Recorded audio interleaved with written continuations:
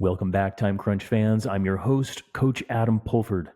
Cadence, it's a simple thing, but it has its complexities, and it plays a huge role in cycling performance. It's measured in RPMs, which stands for revolutions per minute. Some athletes prefer low cadence, some prefer high, while research always has its own suggestions. To develop the case for good pedaling and why we need to develop a wide range of cadences, I've got with me today a longtime friend and fellow CTS coach, Charlie Livermore. Charlie, welcome to the show. Thank you. It's great to be here, Adam. Thank you for inviting me. Yeah, totally. No, it's awesome to have you here, and I think our audience is in for a big treat today as we talk about cadence, bikes, and all things training. But for our audience who may not know you as well as I do, can you tell us a bit more about yourself? Oh man, it's a long story, and I'm old, and it started probably about 35 years ago, and I watched I got into cycling because I watched Alexei Grewal win the gold medal in LA '84, and I started riding bikes after that. And I got into it, I just loved it. It was a long story. The interesting part of the story is that, not 3 or 4 years after that, I became pretty good friends with Chris. Because remember, Chris was from Miami. I was also from Miami. And then I ended up working, when Chris became the national team coach, I worked with him for, all the way up to the Barcelona Olympics. And so that period is when I really got into like understanding, performance and being exposed to, some really good coaches and some really good physiologists. And then, when that ended, I ended up working with a bunch of professional cycling teams. And so again, my exposure, was to the best people. We were, all the way to the BMC team, which I worked with for 14 years. Volvo Cannondale before that. So, it was a long time. And then I had my own brick and mortar, training center in Mill Valley, California. Moved to Colorado and started working with CTS, and that was like 10 years ago already. Unbelievable. And so, yeah, it's a long story, but I love coaching. It's my full-time job. Cycling has been my full-time, thing for, a good 30 years now. So here I am. And finally, I'm doing a podcast for the first time. This is your first podcast. I didn't know. This is my first podcast. Yeah. Man, you're looking pro today, man. You're looking pro. As always, Charlie. Well, we actually haven't done a podcast on cadence or pedaling before, so I'm really excited for this one. And the idea for this started when Charlie and I were in Mallorca recently for a training camp, and we had a really good discussion about cadence and training cadence and all this kind of stuff. Charlie busted out this his go-to presentation, and I was like, all right, we need to get you on the podcast and talk more about this. So we have so much to talk about. So we're actually going to split it up into 2 podcasts. Today is going to be a little bit more educational, showing what the research says, as well as what Charlie and I as coaches deploy to our athletes. And then the second episode is going to be more of that application. So tune in. This is going to be a good one, and definitely tune in this weekend next to get the full scoop of everything. So, Charlie, you ready to dive in? I'm ready. All right, let's do it. All right. So, Charlie, when we're out there, as coaches, we say, we watch riders, right? And we say, oh, she's got a good cadence. She's got a bad cadence. He's got a good cadence. What does that mean? What does a good cadence look like to you? I kind of like to think about it in 2 parts. One is the pedal stroke, because the cadence is really mostly the speed, right? Right. Is the revolutions per minute, as you said. So I like to look at it, because you can have a person who has an ugly pedal stroke and is pedaling at 110 RPMs. And so they have good cadence, if they're applying it at the right time. But they are not very efficient. That's a very unusual thing at that. But let's say 90 RPMs. Sure. So really, it's the pedaling that I look at, and and that's what I kind of like notice with a lot of when I do camps, for example, because we're remote coaches, and we don't see the athletes until they come to the camps. And so, I haven't seen, I've been coaching an athlete for 10 years. I've never seen him, period. And so I don't know how he pedals. And so we see them, and then, you can tell when somebody is pedaling smoothly, and you can see when they're not, and then the other part is you can see when they're applying the cadences at the right times or not. And so we'll talk about both of those things because they're both relative. Yeah, and that's it. And I think this is a little bit of a confusing thing when we say, "Oh, he's got good cadence." What we actually mean is he's got good technique of pedaling, and the cadence is just the RPMs. And that's what I wanted to clarify with that. Right, right. That's exactly right. And so it's like the French word for the supplies. You can tell when somebody has a beautiful pedal stroke. In Mallorca, we had the privilege of riding with Johan Linares. Yeah, that's right. I mean, Olympic, track champion, a world champion, and we rode all day with that guy. And I just sat behind him and just watched his pedal stroke, and I was like, yeah, that is just so beautiful, and it's just it looks so easy. It was incredible, and that's what I consider that a beautiful cadence, right? A beautiful pedal stroke. Yes. And to give some context to this for our audience, a very decorated athlete with Johan, and 10-time world champ, multi-time Olympic medalist, I think a gold medal. And anyway, he rides his bike for fun now.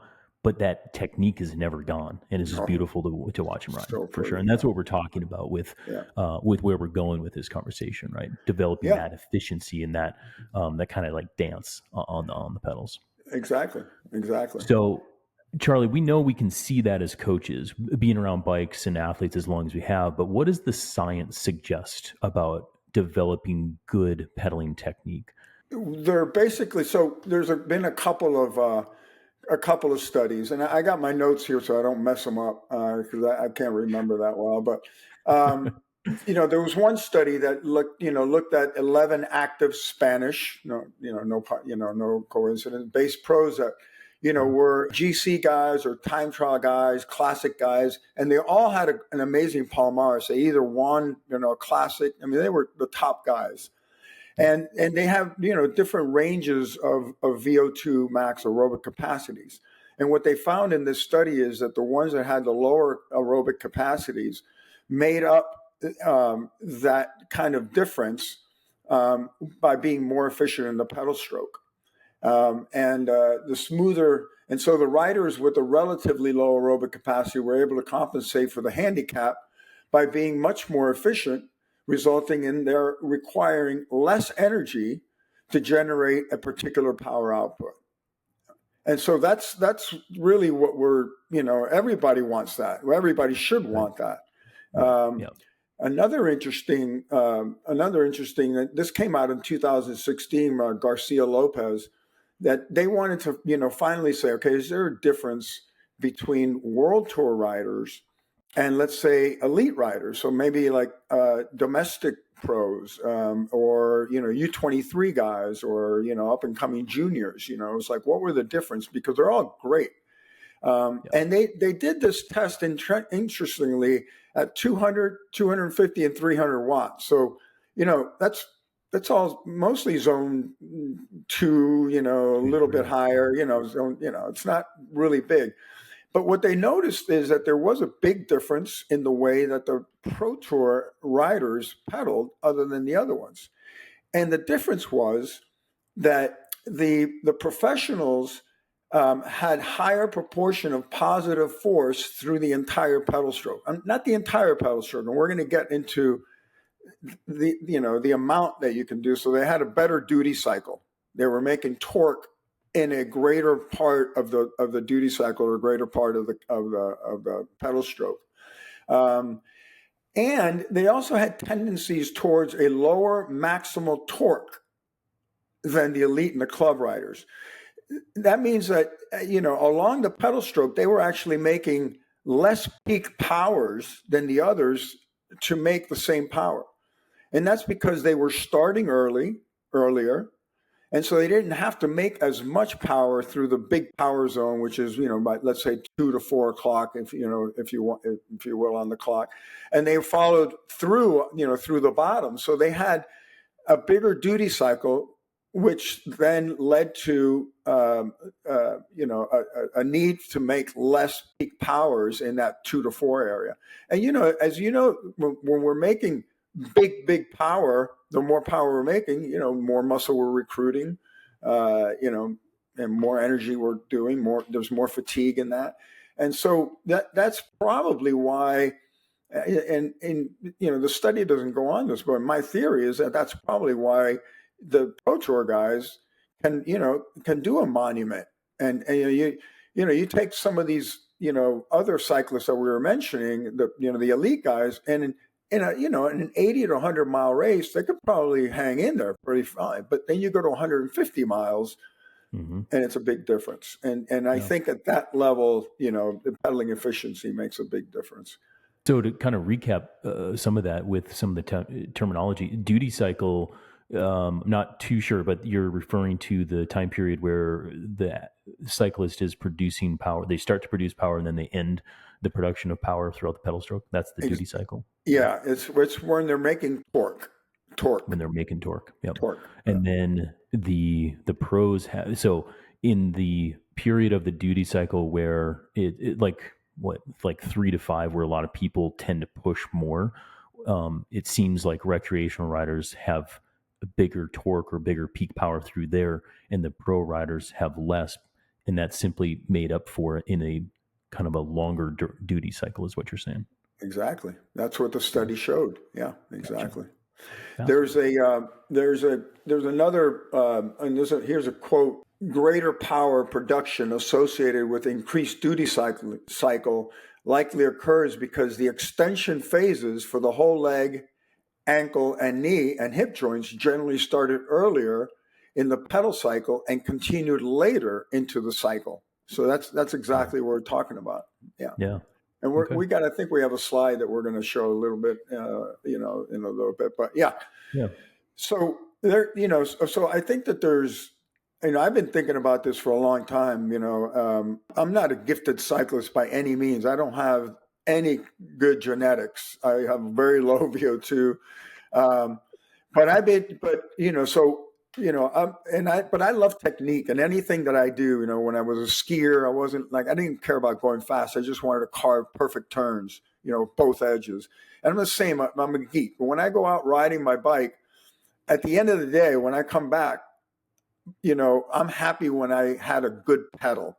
So I think about going out on my bike and going out and getting and pedaling really well. So I go for a good pedaling. And I think pedaling is a place where a lot of people leave, performance on the table.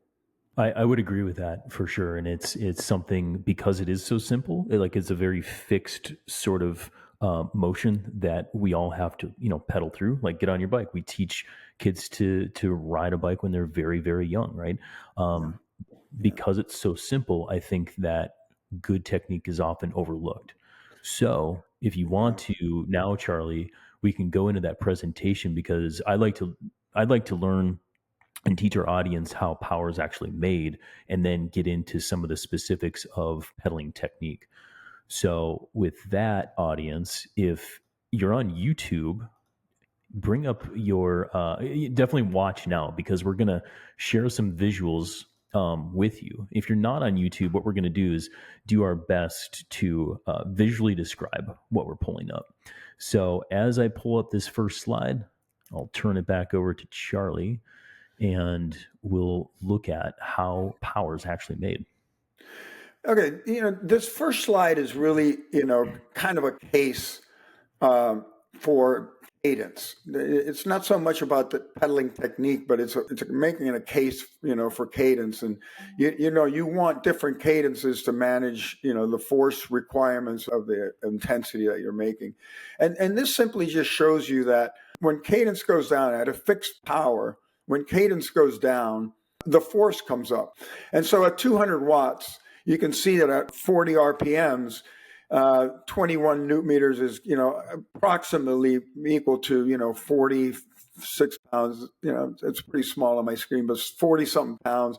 And then you can see as you go up in cadence, that force requirement really becomes much less. And so now you're at 100 RPMs at 200 watts, you're approximately at, 28 pounds that you're moving. Those are not accurate numbers, but they're made to demonstrate. I think that the curve is correct, and so I'd like to just make one side thing here is when you're making 50 watts, or if you're sitting in a group and you're making 100 watts or 75 watts, you shouldn't really be spinning and having high cadence. And when you're making big watts, and you're putting a lot of force on the pedals, you should be increasing your cadence. So the training of cadence, which we're going to get into in part 2, is about, training the athlete to have a wide quiver of cadences that they're comfortable with, that they can pedal really well, make good torque with a wide range of cadences, that are appropriate for the demands of what they're doing in the moment. And as you know, in cycling, it's very stochastic. You could be like, pedaling along and all of a sudden, you got to accelerate and you got to decelerate and you got to accelerate. So, being able to put torque, along that spectrum is what we're, hoping, to kind of show you how to practice, let's say. Yeah, that's a good way to put it, Charlie, because it's like we do this a little innately. And I think that when you've been along the sport as much as you and I, that's a pretty simple thing to identify with. But for a new person jumping into a group ride, if you're focused on like cadence and you hear this podcast, I'm like, okay, Coach Charlie said 100 RPMs. That's not the thing to focus on. No. Because as you said, that the nature of these things is very up and down, right? We need to get to a point where we instinctively and subconsciously can feel and know what the cadence is at the right speed and the right output, and that's where we're going to get to here. But essentially, for all of our listeners as well, what we're demonstrating is this presentation to kind of show the extremes of cadence as well as force output, which should then kind of translate into, well, you got less force per pedal stroke at higher RPMs, and this is aerobic over time. But we'll get there too. 15, 20 years ago, when I was advocating for, and back then I was wrong, by the way, but I was advocating for circles. And now I'm not advocating for circles, but I'm advocating for half circles. But anyway, and people would say, no, it's just pounce on the pedals. It's pounce on the other pedals. And, it's from 2 to 4, 2 to 4, that's all you need to do. Well, from 2 to 4, if you look at this kind of, this diagram here, from 2 to 4. For our listeners here, we've got a diagram of a complete pedal revolution, and we have numbers that are correlating with like the kind of the top of the pedal stroke all the way back around. So 1, 2, 3, 4, 5, 6, with 6 being kind of the very back of the pedal stroke at the upper end. So visually, that's kind of like what to think about as you're listening. But hop on YouTube because this is a good thing to go through. Yeah, so basically this is just showing the muscle activation around, the entire pedal stroke. And actually the numbers, Adam, are related to the actual muscle groups. That's good to point out. Yep. And so if you look at from 2 to 4, there's not really a 2 to 4 on here, but if you kind of visualize that, 2 o'clock to 4 o'clock is mostly where the red is, where number 2 is, which is your quadriceps. Mm-hmm. And so I think people generally tend to use their quadriceps as their primary mover. their pounder, right? Because at that point, your hip is already pretty much extended as much as it's going to extend. And so now we're just extending the knee. And that's all the quadricep does, is just extends the knee joint. And so we want to use two joints. We want to use the hip joint primarily, and then the knee joint as a, not secondary, because it's very powerful too, but we want to use them together. So if you look at the circle, if you can start to produce some kind of force really early, and you can see the shoe at the very top is just behind 12 o'clock. It's almost behind 12 o'clock. And we can kind of like slide it over by using the glutes. Now you can see that from that 12 o'clock almost to 1, that first part of the pedal stroke. And this is what that study kind of said. This is like extending the duty cycle. You can see that it's all glutes. It's all hip extend. It's not just the glutes. It's the hip extension, let's say, complex. But it's big glutes. And your glutes are, probably the biggest muscles in your body. I mean, you've got so much meat back there if you have, developed glutes. I mean, and they're very powerful. All you have to do is go into to prove that is go into a gym and see how much you can squat, and then go and do a leg extension and see how much you can extend the knee. And so the glutes are big. And so the glutes are involved, and then the glutes and the quadricep is involved. And then you start to get into a lot of the posterior chain. Well, the glutes posterior chain as well. What I really like about this slide, you can kind of like really look at it and see where everyone kind of starts to, all the muscles start to activate in the pedal stroke. But what I like to point out is how much more the pedal stroke is a posterior muscle chain action than it is an anterior. Mm-hmm. And so when we push, it's anterior. When we do it really well, it's mostly a posterior muscle chain action. Meaning the backside of the leg. The backside of the leg, exactly. Yeah, exactly. The backside of the leg. And even if you were thinking mostly about pushing on the pedals and thinking about the quads, and your quads, start to get acidic really, really quick. There's a really good case to let's recruit some glutes and some hamstrings and some calves, and by the way, the calves, if you notice, it's really in the sweep. It's not plantar flexion. It's mostly just sweeping back, and so it's really it's really kind of like pedaling from the hips. That's what I like to think about. Is like pedaling from the hips, not pedaling from the knee joint. Yeah, and this visual demonstrates it well. And I think, and again, for listeners, hop on YouTube if you didn't know we're there, check it out. But this is kind of like the educational part of it. So go ahead and do that. Should we move on to the next, Charlie? Yeah, I think so. Yeah. Okay. And I think this is probably my favorite one, because this visually drives home really what we're talking about in the way of a kind of a good pedal stroke. But Charlie, I'll have you describe everything that's going on here for both our visual learners and our audio listeners. Yeah. So this is an equation around torque effectiveness, and the definition of torque is the effective rotational force that is applied to the pedals during each pedal stroke. Effective rotational force. That means that there's no radial forces, it's all tangential forces. So it's applying force in the shape of the pedal stroke, if you will. What I like about this is that make no mistake, nobody will, I would never argue that the area to make the greatest power is definitely 2 to 4.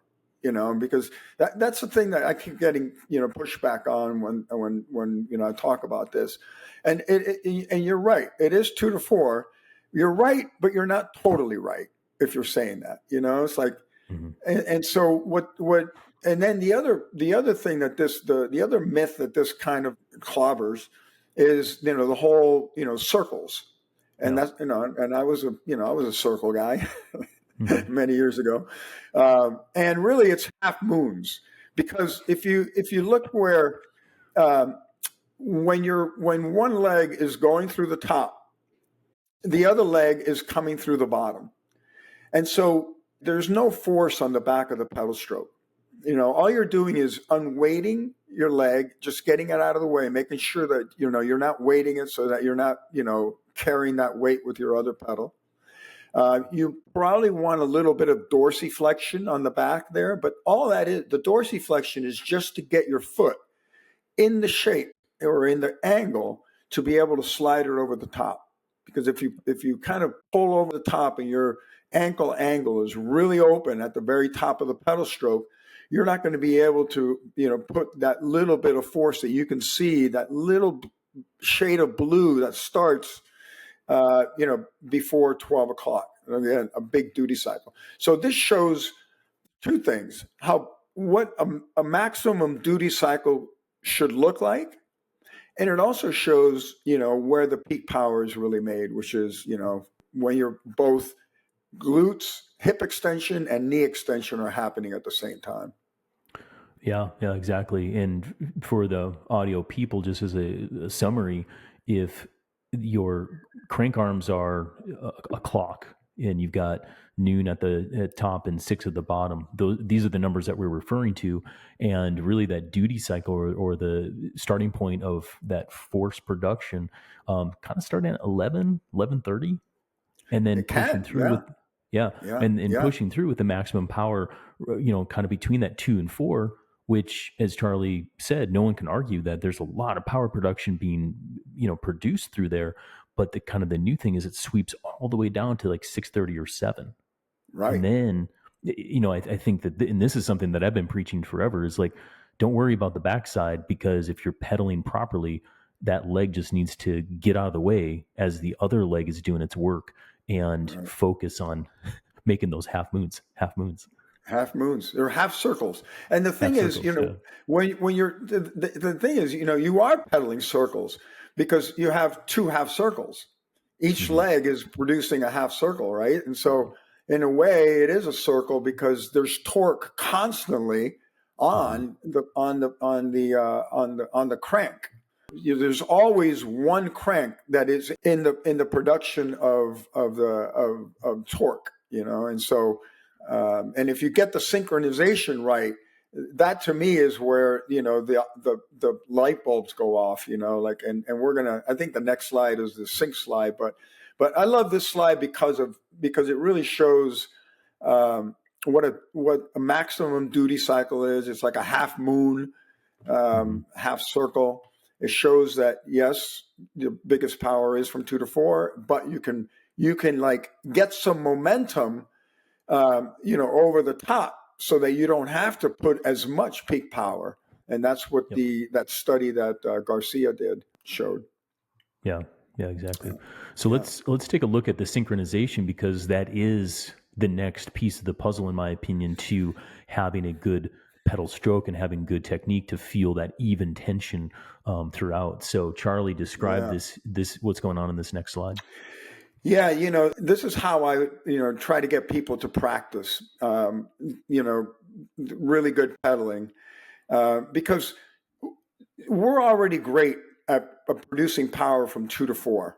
Because we're walkers, we're really good at, throwing our legs straight down, and so when we're pedaling, we don't need to focus on something that we're really good on. We should focus on the parts that we're not good at. And so what I try to get folks to do is to really just focus on these 2 parts of the pedal stroke when they're pedaling. Can you describe these 2 parts of the pedal stroke for those just listening? Yeah. So the area from I would describe it as like 11 to 1-ish for the top. Yeah. Right. Yeah. That's okay. So from a clock perspective, what we're looking at here is we're looking at a portion of the pedal stroke that's from about 11 to 1 on the leg that's coming over the top, and then the leg that is actually has been through the big part of the power and is sweeping through, which, by the way, it's the leg that has the most momentum. And so really, you should use that momentum as much as you can. That is going to be from, let's say, 5 to 7. Mm-hmm. So if you look on the clock, they're exactly the same. How would I say that, Adam? They're exactly the same places on the clock, at just opposite parts. One is here and the other is here. Symmetrical. Yeah. They're symmetrical. Thank you. Yeah. And so if you can get both legs to actually create force here, it's unbelievable how fast you can accelerate when you can get this going. And this is where the practice, to me, happens, is just thinking about, pedaling from 11 to 1 and pedaling from 5 5 to 7. The rest is going to be natural, because we all do that from the rest of the part of it. The last little part of this may be it's really the feeling to go out and practice, just starting to activate the muscle just a little bit sooner, and then in the backside. And I don't know, Charlie, how do you do that yourself, or how do you describe to do that to your athlete? Yeah, well, the technique for that, and so how do you get your cleat, your foot, to go through this perfect spot on the pedal stroke on both the top and the bottom? And that's the key, is how to control your how you move your legs on the bike. And and before we start to get into that, we have to say that you got to be in a really good bike fit to be able to do this. You've got to be sitting on your bike in a way where your fulcrums and your levers, and I'm gonna show you a really primitive slide that I made that shows, and here it is, that you're basically, controlling a lever, which is the femur. The primary lever in cycling is the femur, and the primary fulcrum is the hip joint, the greater trochanter, right? Mm-hmm. And so if you're sitting on your bike correctly, these two joints, these two fulcrums and those two levers, the other fulcrum, by the way, is the knee joint, will be going around that circle that is fixed because the bike, because of whatever bike you're on, and whatever crank length you're on and all that. You can't manipulate that. So the only thing you can manipulate is your position around it. And that is in a really good bike fit. And so if you're in a really good bike fit, you've got a really good hip hinge, and you're sitting on your bike really well, you're planted on the saddle really well, then you can really control your levers much better than if you're not. And so what this slide shows is that most people on the right side of the slide, we're looking at how most cyclists overflex. So they kind of they're trying to make power on the backside, and they overflex. They bring the knee up too high, and they then on the downstroke, they take the knee down too far. They go too far. And so it creates a radial force at the top. That's one problem, right? Because now you're at 11 o'clock or so, when you want to start to put power on the pedals, you're actually still pulling it up. And your ankle joint is really open. And so you can't really slide over the top. You can't have an early application of force or a big duty cycle over the top. Likewise, on the bottom, we need humans need some kind of signal of when it's time to take the next step when we're walking. And that's when we hit the ground. And so, generally most cyclists are waiting to feel that signal from that radial force that they're putting at the bottom of the pedal stroke before they start to pull back. Because there is no signal otherwise. Mm-hmm. So that causes, big problems with cadence, and and because you're putting radial forces on the pedals. So and it's really like when we're running, for example, it's the concentric muscle action and the eccentric muscle action that we have for that feedback. So like a pushing, slightly pulling, and we only have concentric in cycling. It's push, push, push like this. Right. And so when we're talking about push a little sooner, and then push a little sooner on one side, push a little sooner on that side, that's that little extra nudge that we're trying to encourage, and that's what this chart's kind of showing. Over the top. And so when we're running or walking, we know that it's time to take the next step when we hit the ground.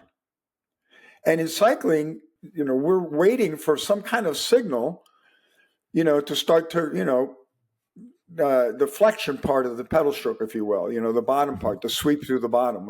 Generally they're not sweeping through the bottom. They're going straight down until they get the signal, and then they start to come back.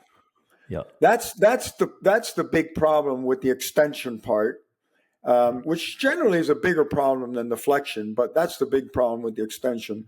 And when we start talking about high cadence, when we start to kind of like start to bounce in the saddle and do all those things, it's really a problem of flexion and extension. It's over flexing, overextending. The timing is everything. And so if you look at the range of motion, Adam, of that knee joint compared to the range of motion on a more correct way of pedaling, where you're not really reaching the bottom and you're not over flexing, and you're using a little bit of dorsiflexion to get the foot in the proper position to be able to push across the top, you can see that the range of motion is significantly different from, a really compact, nice pedal stroke supplies than, this big, long overextension, overflexion. And when we're talking about high cadence, it's easier to, move anything over a short period of time or a short distance. You're going to be a faster pedaler just from the fact that you're not moving your levers as much as you would when you're overextending and overflexing. And so it's really the lever control, and that's like you can decide how high you bring your femur up and how low you take it down. You have that control, and to do that, you can't just like sit on the pedals. You can't just lay on the pedals and allow, the pedals to kind of like dictate where you're going. You have to have the control from the hips. And that's where, pedaling from the hips is, to me, the key to this. It's kind of like the core and the hips, and it's up high. And really the pressure on the pedals is always kind of the same, throughout the half moon. No, that's a really good. I mean, I haven't seen it done better myself in the way of like a cadence, like technique demonstration, rather than some of those slides that Charlie just went through. But it's all, especially in this, I would say, platform of education and communication and a podcast.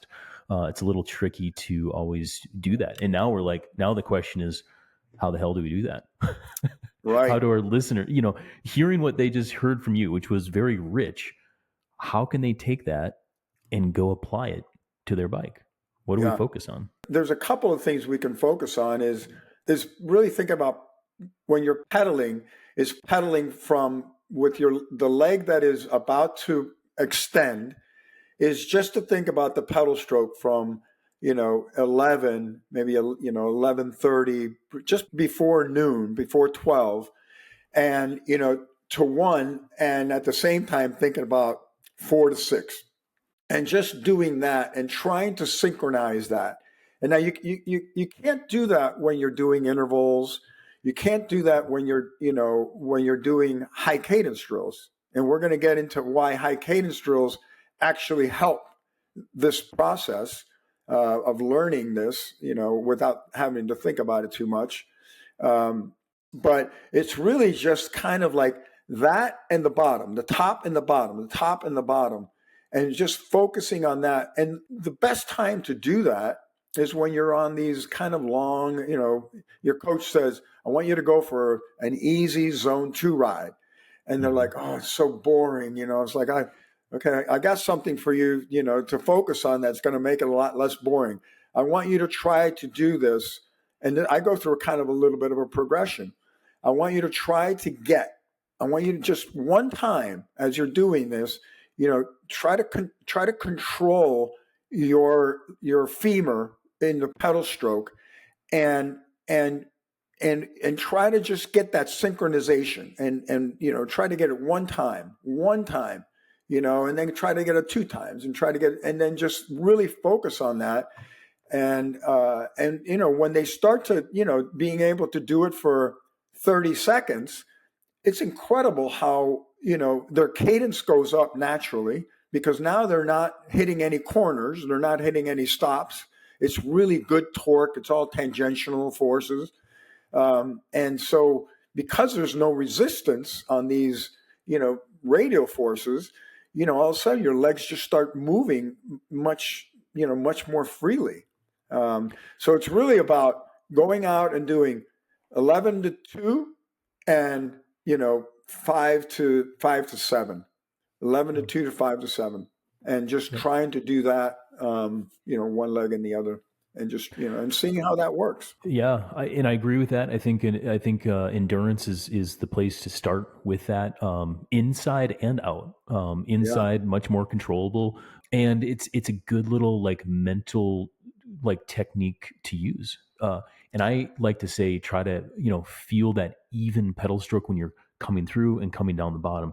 And it's a super, super weird. I don't know a better way to describe it other than what Coach Charlie said, but that synchronization between the two, and just work on that. It can be 30 seconds at a time, a minute at a time.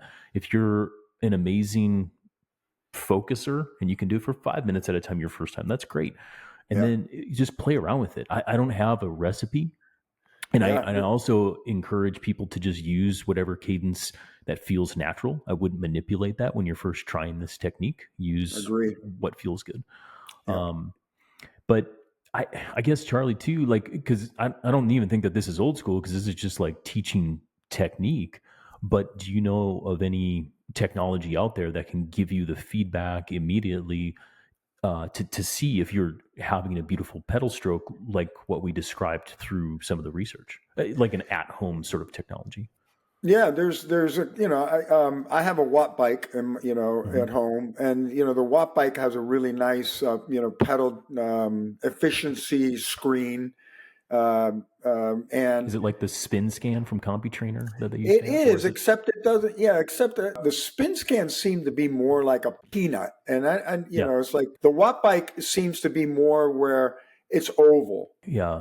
Beforehand, we were talking about Leomo as a portable cycling cadence analysis tool. I haven't worked with that personally. I don't know if you have, but I know that there's a little bit more technology there than I know of anyway from that aspect. Yeah, that's the only technology that I know of that you can actually use outside. So it has these sensors that you put in certain parts of your shoes, and I listen to all that because I'm so interested in pedaling. I've listened to a lot of the podcasts, and Adam Hansen, the ex-professional cyclist, was doing work with Leomo, and he would do a lot of education on it. And I listened to a lot of those podcasts, and it's pretty robust. It'll show you, it actually show you the forces that you're putting, the tangential. It shows you your what that gives you like a dead spot score. And the dead spot score is really what we're trying to eliminate. It's like, what are the, it's like we don't want any dead spots in the duty cycle, in that half moon as little as possible. And so I think Leomo is super interesting. I've never used it, but I think that's really interesting. Another interesting thing is velocity. And I'm not sure about this because, this is Robbie Ventura's, what would you call that? Indoor cycling, group cycling platform. it's got some really cool features where a teacher, the leader of the class, the coach of the class, can actually do some games that show, and it shows up on the screen. The coach will challenge you, let's say, to have a perfect pedal stroke, or to keep the watts really, really steady throughout the entire pedal stroke. And to do that, you got to have really good torque all the way around, and constantly being the exact same torque all the way around. That was my favorite part of the velocity thing. I think that's what really sets it apart from, other, platforms. It has some really cool features, and, that's another indoor application for that. Yeah. And, oh man, this might be the spoiler alert if we keep it in here, Charlie, but CTS Live, that is a new offering that we're going to push out very soon. I think it's in a soft launch format, but Robbie Ventura over at Velocity has created a pretty cool platform with that, and CTS is going to be a part of that. More to come, but there are tools in there that help you to effectively work on this technique. And the reason I bring up the technology, even though I don't know a ton about the technology, is there's other things to give you feedback to work on this technique. I'm not saying, and you're not saying, to go out and spend thousands of dollars on Leomo or go back to the old CompuTrainer setup or anything like that, because what we're talking about with feeling the pedal stroke a little bit sooner, a little bit later, don't worry so much about that, like that big push motion, because that's going to happen naturally, and incorporate it into your endurance rides. Start there from an application of how to improve your technique. And I think you'll start to feel and notice quite a bit in the way that you pedal for the good. Yeah. So I'd say to wrap this thing up, Charlie, because, for time crunched coaches and time crunched cyclists, we've gone a little long here. But I really wanted to take the time to set everything up for next week, because we're going to be talking all about how to do this, how to incorporate it with different drills rather than just thinking or feeling about it. In an endurance ride, we'll have some key workouts to do, and some specific drills. But outside the summary that I just gave, anything else that you want to add to that before we depart? The only thing I would add is that, the longer you've been riding, and if let's say, you've been riding a long time, and you have habits, and your duty cycle is not as good as it can be, it's going to feel a little strange. You're not going to have your best performance, so you don't want to, if you're performing, stick to what you're doing until you feel really comfortable, or if you have some breakthroughs, and try this, because it's not going to feel easy at the beginning, because if you're doing something different, you're using different muscle actions, different muscle patterns, and they're not as trained as your normal muscle patterns are. So, you got to be patient. It's a process. And, the first thing is really to get the aha moment so that you believe in it. And then that's the synchronization. For new riders, I'd say, just start doing it as much as you can, because you don't have any bad habits, or different habits. I don't want to say, bad, different habits. And it's going to be easier for you, to start fresh with this than to actually, change what you've been doing for a long period of time. But be patient, give it a shot, and we'd love to hear some feedback. Yeah, that's true. And you can give your feedback by heading over to trainright.com/podcast. And there's a little button there that says ask a training question. And you can submit anything there. You can submit a question to me, or directly to Charlie, on some questions about this episode in particular. I would say if it pertains to actual training and actual intervals and stuff, listen to next week. We'll get into that. But also, if you go over to that same website, I've included different articles and other research journals citing a lot of the information that Coach Charlie and I discussed today. So if this kind of cues you up to investigate a little bit more, I do have some really good stuff in there. Like I said, anything from research journals to articles from Selena Yeager and other experts in the field. So with that, Charlie, thank you for taking time today to talk to us about a beautiful pedal stroke, and can't wait to discuss with you more next week. Awesome, man. Thank Great. you, man. Yeah, thank you.